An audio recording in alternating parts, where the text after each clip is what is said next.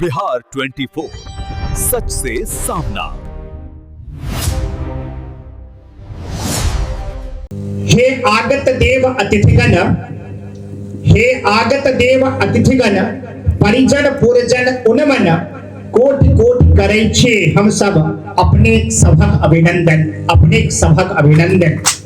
स्वागतार्थ उमरी समाज अछि, स्वागतार्थ उमरी समाज अछि, सेवा में प्रस्तुत प्रतिक्षण, त्रुटि के हेतु अछि क्षमा याचना, त्रुटि के हेतु अछि क्षमा याचना। मिसियो दुख नहीं रखवे मोन, मिसियो फिर दुख नहीं रखवे मोन। आमंत्रण स्वीकार पधारल, आमंत्रण स्वीकार पधारल, गाम उमरी अपने श्रीमान। धन्य भेल ए गाम, धन्य भेल ए गाम, लागल समारोह में चारू चांद, लागल समारोह में चारू चांद।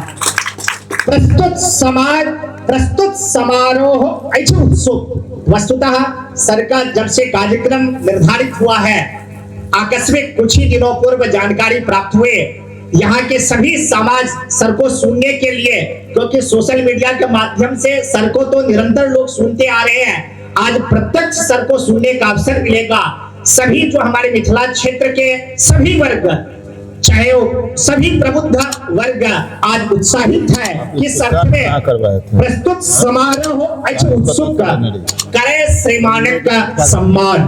प्रस्तुत समारोह अछि उत्सुक, करे श्रीमानक सम्मान। हे श्रद्धेय विकास वैभव बाबू, हे श्रद्धेय विकास वैभव बाबू, आज समर्पित सभक प्रणाम, आज समर्पित सभक प्रणाम। सर पूरे परिवार की ओर से आपका बहुत बहुत अभिनंदन। समय कम है, मैं व्युत्पत्ति नहीं करूंगा, परंतु यदि मैं संस्कृत क्षेत्र से हो, वस्तुतः नामकरण का प्रभाव होता है। यदि माता पिता यदि आपका नाम रखे हैं उस प्रकार से, तो कहीं ना कहीं आपके जीवन में वह नाम सार्थकता देगी। यह सर से दिखाई दे रहा है। सर के नाम में दो शब्द, एक विकास और वैभव, दोनों शब्द अपने आप में परिपूर्ण है। यदि मैं संस्कृत के दृष्टि से सर यदि देखो, विपूर्वक कस धातु से घय प्रत्यय होने पर विकास शब्द की उत्पत्ति होती है, जिसका यदि हम व्युत्पत्ति करें, अवरोध रहितम उन्नयनम विकासा, जो बिना कोई बाधा के सतत उन्नयन प्राप्त करे। और किसका उन्नयन? बिहार के विकास के लिए जो सतत उन्नयन करे वही विकास है। और वैभव किसका नाम है? वैभवम नाम तेजोभिव्यक्ति, अर्थात जो अपने तेज और समृद्धि से, समृद्धि की अभिव्यक्ति से वैभवता को प्राप्त करे वही वैभव है। ऐसे जो विकास और वैभव, अर्थात विकासेन प्राप्तम वैभवम येन जनेन सह विकास वैभवम, जो जिनका वैभव ही विकास से प्राप्त हुआ हो, ऐसे विकास वैभव सर हमारे बीच आज गांव उमरी में उपस्थित है। मैं आयोजक परिवार की ओर से बारंबार अभिनंदन संग स्वागत। बहुत कुछ लिखा हूं, नहीं बोल के केवल एक शब्द, एक श्लोक सर। हे मान्य महनीय अतिथि चरणा, हे मान्य महनीय अतिथि चरणा, विकास वैभव सर के लिए। हे मान्य महनीय अतिथि चरणा, सम्मान संभूषणा, श्रीमद भारत गौरव प्रतिकृति प्रख्यापिता संस्था। केवल आप बिहार तक ही नहीं है सीमित, और केवल देश तक नहीं है, आपकी ख्याति पूरे विश्व विख्यात है। तो श्रीमद भारत गौरव प्रतिकृति प्रख्यापिता संस्थिता, आप जिस संस्था में, जिस पुलिस प्रशासनिक पद पर आसीन है, वहां तो आपकी ख्याति है ही। आपके उन्नयन यशो गाथा से आप देश विदेश में बिहार की ध्वजा को, पताका को लहरा रहे हैं। सौभाग्याधि तवागमे, मेरा सौभाग्य है आपके आगमन से। सौभाग्याधि तवागमने न धन्य कृतज्ञा वयम, आज हम लोग धन्य धन्य हो गए आपको पाके। सानंदम विनवेदयाम इहते सुस्वागतम स्वागतम सुस्वागतम स्वागतम सुस्वागतम स्वागतम। बार बार अभिनंदन सर आपका। संस्कृत के शब्दों में स्वागत के लिए आपके हृदय से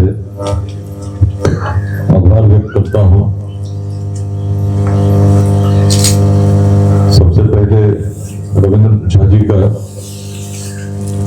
हृदय से अभिनंदन करता हूँ, उनके आमंत्रण पर आज आपके बीच उपस्थित हूँ। मुझे लगता है लगभग पिछले 4 वर्षों से आप बुलाते रहे हैं और कुछ न कुछ ऐसी कार्य व्यस्तता के कारण अभी तक आना संभव नहीं हो पाया। इस वर्ष भी आपने आमंत्रित किया था, लेकिन उसके पूर्व कार्यक्रम निर्धारित हो चुका था 23 को भागलपुर में। आप मेरे गांव बिहट भी आए थे और बहुत आपने कहा, मैंने भी प्रयास किया कैसे संभव हो सकता है, और मुझे लगा कि 1 तारीख को मधेपुरा में कार्यक्रम है, तो 31 को जाने के क्रम में निश्चित मेरा भी सौभाग्य होगा कि आपके गांव में आऊं और जहां पर आप वर्षों से महाकवि विद्यापति जी के स्मृति में कार्यक्रम का आयोजन करते हैं, निश्चित मैं भी अवश्य लाभान्वित होऊंगा। मंच पर उपस्थित उदय भूषण निराला जी, सुनीता गुप्ता जी, मीनाक्षी जी, पिंकी भारद्वाज जी, ऋषिकेश कर्ण जी, यहाँ मेरे साथ आए राजू झा जी, नीतीश जी, सभी अभियान से जुड़े सदस्यों, ग्रामीण स्वजनों, प्रेस और मीडिया के साथियों, मधुबनी इस अभियान के प्रारंभ के बाद कई अवसरों पर आया हूँ और मुझे जैसा याद आता है पिछले वर्ष मार्च के महीने में एक अच्छा कार्यक्रम, बड़ा कार्यक्रम गार्गी अध्याय के द्वारा मधुबनी में किया गया था। उसके पश्चात आज ही आने का अवसर मिला है, लेकिन इस बीच में सबसे जुड़ा रहा हूँ, समय समय पर जो गतिविधियां होती है देखता रहा हूँ, और मैं भले ना आ सका हूँ लेकिन आपसे बहुत समय पर मिलता रहा हूँ। इस वर्ष 15 मार्च को मधुबनी के वाटसन विद्यालय में मिथिला संवाद का आयोजन निर्धारित किया गया है, जिसमें प्रयास है कि बड़ी संख्या में लोग उपस्थित हों, अभियान को समझें, बड़ी संख्या में जनप्रतिनिधि भी इस क्षेत्र के उपस्थित हों, ऐसा प्रयास भी चल रहा है। इससे पहले अभी 8 फरवरी को अभियान का लिटरेचर फेस्टिवल पटना के विद्यापति भवन में निर्धारित है, जिसमें पूरे बिहार से अनेक साहित्यविद, अनेक कवि एकत्रित होंगे। और 22 फरवरी को दिल्ली के तालकटोरा स्टेडियम में एक बड़ा आयोजन, जो बिहार का अभी तक का दिल्ली में सबसे बड़ा आयोजन होगा, बिहार डेवलपमेंट समिट, उसका आयोजन निर्धारित बहुत पहले से हुआ है और उसकी तैयारी चल रही है। इस बीच में आज आपके बीच हूँ, तो सबसे पहले जहां पर हो उस स्थान को, उस गांव को नमन करता हूँ। मुझे बड़ी प्रसन्नता हुई, बगल में मैंने देखा एक जलाशय भी है, जहां से पूरे इस क्षेत्र की जो भाव है उसको हम समझ सकते हैं। मिथिला प्राचीन काल से ज्ञान की भूमि के रूप में पूरे विश्व में प्रसिद्ध रही। यदि हम प्राचीन समय को इस प्रकार से देखें कि किन क्षेत्रों में किन चीजों का सबसे अधिक विकास हुआ, तो मिथिला क्षेत्र में अगर किसी चीज का विकास सबसे अधिक हुआ तो ज्ञान का ही हुआ, और ज्ञान की ऐसी परंपरा स्थापित हुई कि हर व्यक्ति उसमें एक दूसरे से अग्रणी होना चाहता था।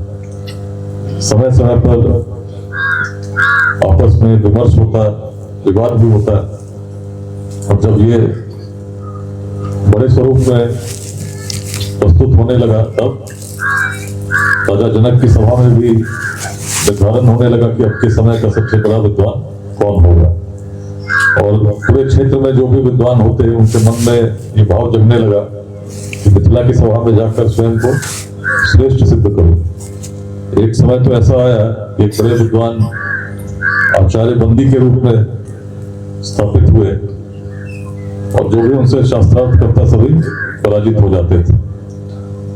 तो आचार्य बंदी के मन में भी एक समय ऐसा हुआ कि उन्हें लगा कि अब और शास्त्रार्थ करने की आवश्यकता नहीं, क्योंकि न जाने क्यों जो भी व्यक्ति अपने आप को थोड़ा विद्वान समझता है स्वयं को सबसे श्रेष्ठ बनाने की चेष्टा करता है।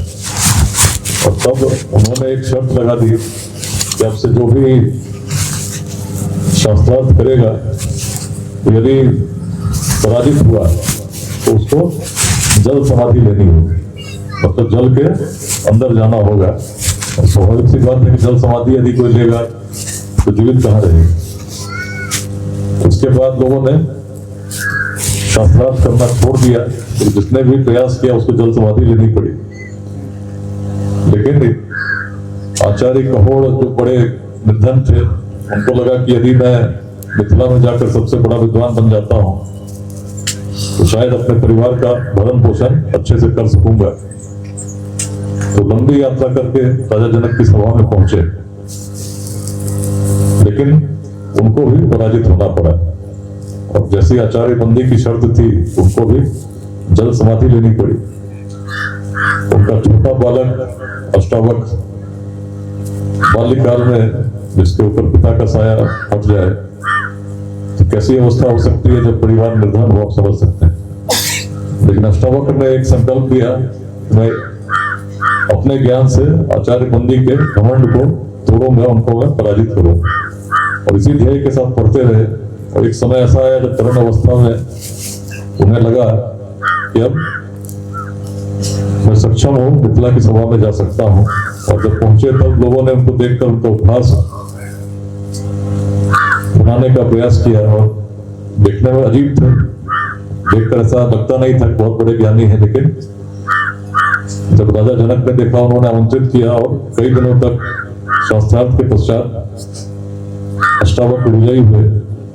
और जब अष्टावक्र विजयी हुए तो उनके पास वही शर्त दूसरे रूप में प्रस्तुत हो गया कि वो आचार्य बंदी को जल समाधि लेने के लिए बाध्य कर सकते थे। लेकिन अष्टावक्र इतने महान थे कि उन्होंने कहा कि जो व्यक्ति पराजित हो गया, जिसका अहंकार नष्ट हो गया अपने आप, उसने एक प्रकार से मृत्यु को प्राप्त कर लिया है। अब जीवन भर इसके मन में कभी उस प्रकार के भाव नहीं आएंगे जैसा पहले आते थे। अतः मैं आपको क्षमा करता हूं। और ये उनसे उनकी महानता को हम समझ सकते हैं। उसके पश्चात जो कहानी है वो उससे भी रोचक है, क्योंकि अष्टावक्र जब इस विजय के बाद अपने गांव पहुंचे तो मार्ग में जहां भी रुकते लोग उनसे प्रवचन सुनते, अनेक प्रश्न करते, उनके उत्तर प्राप्त करते। अपने गांव में भी उनके सभी संबंधियों ने कहा कि हम भी ऐसा सुनना चाहते हैं, आपके ज्ञान का लाभ पूरे क्षेत्र को मिल रहा है तो हम भी लाभान्वित होना चाहते हैं। तो सभी लोग एकत्रित हुए तो उन्होंने संबोधन का प्रारंभ करते हुए कहा, वो पुत्र का, हे पुत्रों। ऐसा सुनते हुए गांव के सभी लोग बड़े रुष्ट हो गए। उन्हें लगा उम्र में हम इससे बड़े हैं, लेकिन अष्टावक्र के मन में भी ज्ञान का ऐसा अहंकार आ गया कि हमें भी पुत्र कह रहा है। पूरे गांव में बड़ा कोलाहल मच गया, लोग अष्टावक्र का विरोध करने लगे। उसी बीच में कुछ लोगों ने अन्य ज्ञानियों से राय ली, बताइए हमारे क्षेत्र का, हमारे गांव का बालक अब तरुण अवस्था में आता है और हमें पुत्र कहने लगता है। उस समय के ज्ञानियों ने कहा कि अष्टावक्र ने कुछ गलत नहीं कहा है। अष्टावक्र जो आपको संबोधित कर रहे थे तो आप उस अवस्था में थे जब आप ज्ञान प्राप्त करना चाहते थे, और स्वयं अपनी स्वेच्छा से जब आप ज्ञान प्राप्त करने जा रहे थे तो निश्चित रूप से आपके जो व्यक्ति जिससे आपको ज्ञान लेना था, उसके ज्ञान का आप सम्मान कर रहे थे, उसको अपने से महान मान रहे थे। और अष्टावक्र के मन में भी जो भाव था, जब व्यक्ति किसी को कुछ देता है और विशेष रूप से जब ज्ञान, तो उसे एक स्नेह के भाव से, उत्तम भाव से संबोधित कर सकता है।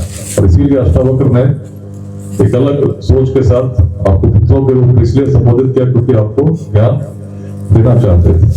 तो सबसे बड़ी बात यह थी, उन्होंने कहा कि कोई व्यक्ति उम्र से बड़ा नहीं होता है, ज्ञान से ही व्यक्ति बड़ा या छोटा होता है।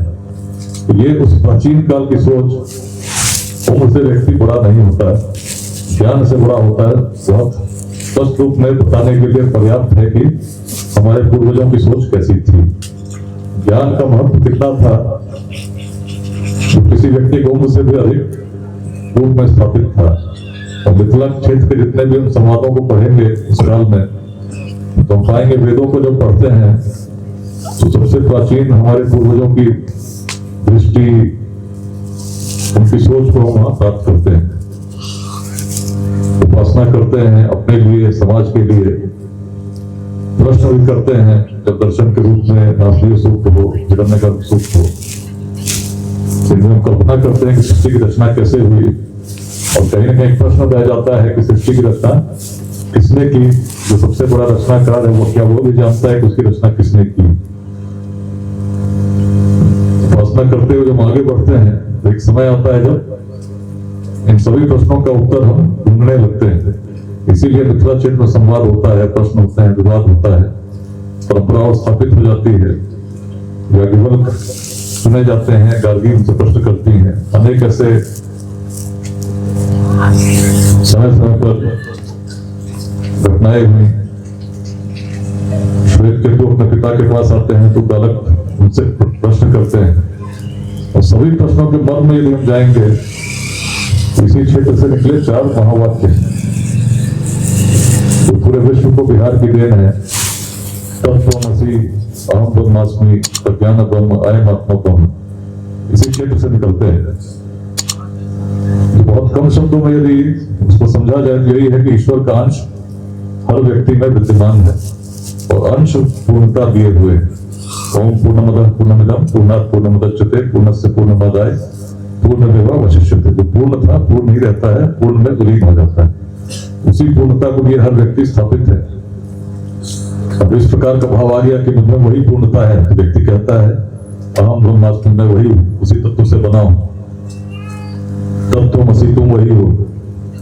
तो ज्ञान, वो ज्ञान ही ब्रह्म है। ज्ञान, जिसको ज्ञान हो गया, समझ गया कि वही है। अयम आत्मा ब्रह्म, ये आत्मा ही ब्रह्म है और हर तत्व वही है, उसी से सब कुछ बना है। जब ये भाव आ गया तो कहाँ व्यक्ति दूसरे से भेद करेगा? उसे तो सर्वत्र वही दिखेगा, उसे ईश्वर का अंश दिखेगा। और इसीलिए बिहार के विकास को जब हम देखते हैं तो हम पाते हैं हम अन्य क्षेत्रों से भिन्न थे। जातियां थी, वैसा जातिवाद बिहार में नहीं था। अपवाद देखेंगे तो पाएंगे वैशाली की स्थापना हो सकी। अलग अलग जातियों के लोग अपने अपने क्षेत्र से गणराजाओं का चयन करते थे, जाति का आधार नहीं करते थे। और अलग अलग क्षेत्रों से जाकर बिना विवाद के वैशाली के संथागार में जब 7,707 गणराजा एकत्रित होते थे तो बिना किसी विवाद के अपने गणाधिपति का चयन प्रतिवर्ष करते थे। मगध में नंद वंश का उदय संभव हो सका। तो विश्व में कल्पना कोई नहीं कर सकता कि समाज के निम्न वर्ग का व्यक्ति शासक हो सकता है। लेकिन बिहार के पूर्वजों की महानता देखिए।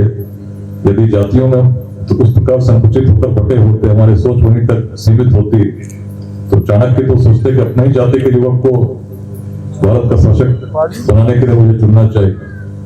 आज एक वार्ड पार्षद का चुनाव हो, विधायक का चुनाव हो, उसमें भी हम सबसे पहले जाति देखते हैं। लेकिन आचार्य चाणक्य तो पूरे भारत का सम्राट चुन रहे थे। क्या उनके मन में ऐसी संकीर्णता थी? यदि हम देखेंगे इन सबके पीछे कारण क्या था तो हम पाएंगे सबसे पहले जो हमारी सोच थी, जिसने वेद से वेदांत की यात्रा की, उसने हमारी दृष्टि को बहुत बड़ा व्यापक स्तर पर एक वृद्धि दी। हम छोटे छोटे बातों से ऊपर उठने लगे और इसीलिए देखिए हम जोड़ने लगे, लोगों जोड़ने लगे। तो इसी क्षेत्र से कभी अखंड भारत के साम्राज्य का निर्माण हुआ। अफगानिस्तान के पार तक सीमा उसकी प्रसारित थी। आज बिहार में आवश्यकता है लोगों को जोड़ने की। प्रयास चलता है, जो लोग अपना स्वार्थ सिद्ध करना चाहते हैं उनके द्वारा लोगों को तोड़ने की। लेकिन यदि समाज जाग गया, बिहार की आर्थिक स्थिति पूरे भारत में सबसे पिछड़ी है। दिल्ली में एक व्यक्ति महीने में 46,000 कमाता है, तेलंगाना और कर्नाटक जैसे राज्यों में 36,000 कमाता है, तमिलनाडु हरियाणा में 32,000 एक महीने में कमाता है, गुजरात महाराष्ट्र केरल में 29,000 कमाता है, पहाड़ी राज्य है हिमाचल और उत्तराखंड उसमें 26,000 कमाता है, आंध्र प्रदेश में 25,000 कमाता है। बिहार के आसपास देखें तो पश्चिम बंगाल में 15,000 एक व्यक्ति की मासिक आय औसत पर कैपिटा इनकम। हमसे अलग हुआ झारखंड, उसमें 10,601 व्यक्ति की मासिक आय।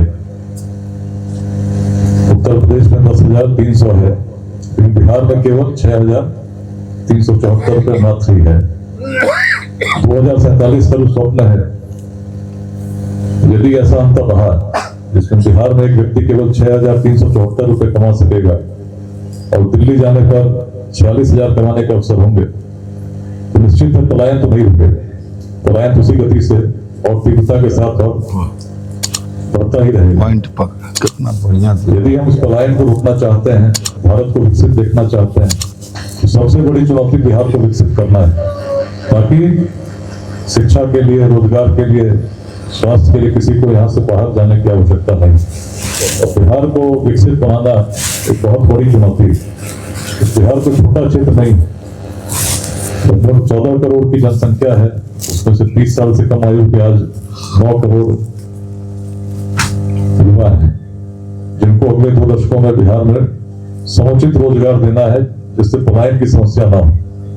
ऐसे में कितनी बड़ी छलांग बिहार को लगानी है आप समझ सकते हैं। और गणित के हिसाब से देखें तो कम से कम 15% प्रति वर्ष आर्थिक रूप से हमें बढ़ना होगा, तब जाकर हम 2047 के लक्ष्य को प्राप्त कर सकेंगे।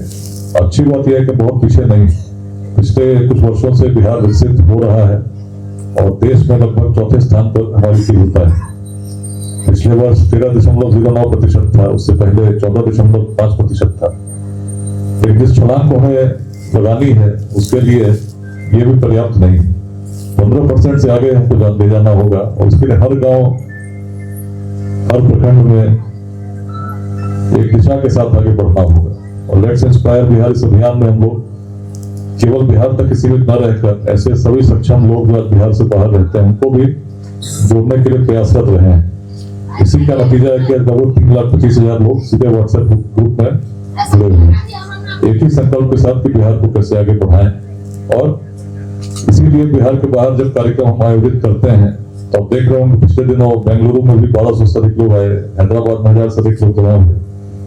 सबके मन में वही भाव है कि अपने बिहार के अपने जिले में हम उस विकास को देखें जिसको आज हम बाहर देखते हैं। और जब थोड़ा थोड़ा अंशदान हम सभी करेंगे पूर्ण ऊर्जा के साथ बिहार के विकास में, हम लोग प्रेरित यही करने के अपने गांव में हम जो कर सकते हैं। जैसे रविंद्र झा जी अपने गांव में वर्षों से महाकवि विद्यापति जी के नाम से उनकी स्मृति में समारोह का आयोजन करते हैं। निश्चित रूप से इनके गांव में अनेक लोग प्रेरित होंगे, ये इनका अंशदान है, इनका योगदान है। तो पुस्तकालय में कार्यक्रम करते हैं। बिहार के अनेक ऐसे लोग बिहार से बाहर रहते हैं, उनके द्वारा भी अपने अपने क्षेत्र में योगदान किया जाता है।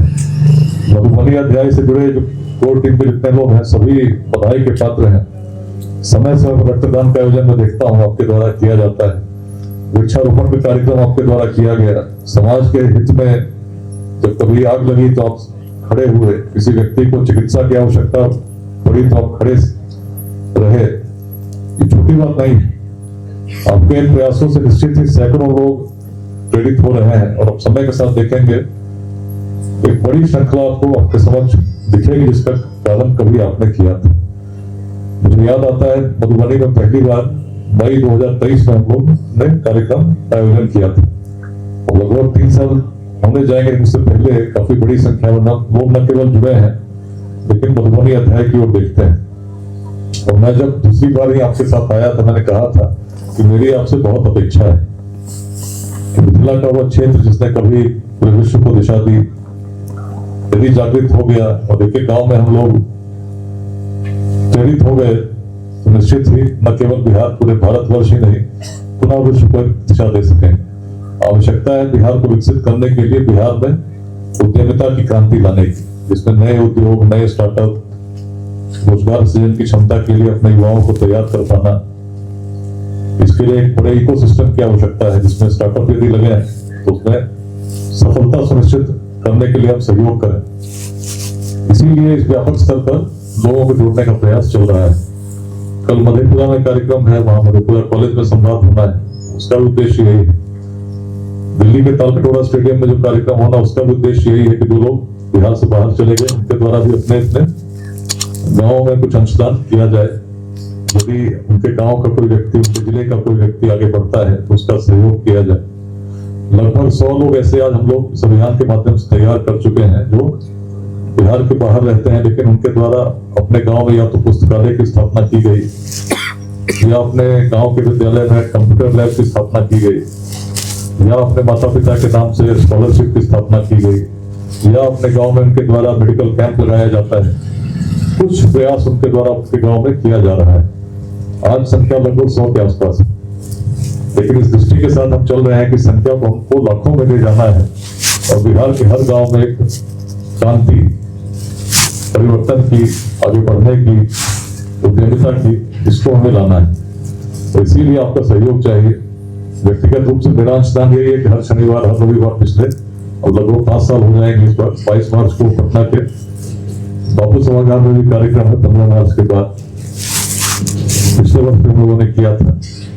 तो श्रृंखला को इसलिए आगे बढ़ाना है क्योंकि बिहार की जनसंख्या बहुत बड़ी है और अगर हम जाति में लड़ते रहे, संप्रदाय के नाम पर लड़ते रहे, विचारधाराओं में लड़ते रहे तो जो लंबी छलांग हम लगा सकते हैं उससे हम पीछे रह जाएंगे। इसीलिए सबके सहयोग की आवश्यकता है, एक एक व्यक्ति के अंशदान की आवश्यकता है। युवाओं से पहला अंशदान यही कि आप स्वयं परिश्रम करें और सफल हो जाएं, और एक बार सफल हो गए तो केवल अपने तक सीमित ना रहे, थोड़ा सा समय, थोड़ा सा अंशदान समाज को जरूर दें। जो सक्षम व्यक्ति, उनसे अपेक्षा यही है कि जो वंचित हैं उनको आगे बढ़ाने के लिए थोड़ा प्रयास करें। आज बिहार के 15 जिलों में 29 निःशुल्क शिक्षा केंद्र चल रहे हैं, जिसमें 24 महिलाओं के द्वारा गार्गी पाठशाला के रूप में स्थापित है। गार्गी का स्मरण इसलिए क्योंकि जिस क्षेत्र में कभी ऐसी विदुषी रही जिनके द्वारा उस समय के सबसे बड़े विद्वान को विद्वतापूर्वक चुनौती देने का सामर्थ्य था, उस काल में जब पूरे विश्व में किसी भी क्षेत्र में महिलाओं की ऐसी भूमिका नहीं दिखती, तो भविष्य तो निश्चित उज्जवल होना चाहिए। और यदि उनकी स्मृति में, उनके स्मरण में, उनकी प्रेरणा से हम आगे बढ़े तो निश्चित है कि बिहार की महिलाएं भी पूरे विश्व में सबसे अग्रणी होंगी और होनी चाहिए। तो प्राचीन काल में ऐसे गुण हम दिखा चुके हैं, तो आज हम बहुत आगे होने चाहिए। थोड़ा थोड़ा आगे बढ़ेंगे, दूसरे को बढ़ाएंगे, सहयोग करेंगे, निश्चित स्वप्न को हम पूरा कर सकेंगे। तो इस अवसर पर इतना ही। सभी को मैं पुनः अभिनंदन करता हूँ, विशेष रूप से रविंद्र झा जी के कार्यों की मैं सराहना करता हूँ। हृदय से आपके प्रति आभार व्यक्त करता हूँ कि आपने आज अवसर दिया, मुझे आमंत्रित किया, और जो जुड़ाव बना है, जुड़ाव और गहन होगा और व्यापक होगा। हम साथ चलेंगे, साथ मिलकर चलेंगे और अपने जीवन काल में एक विकसित बिहार को स्थापित करें। धन्यवाद।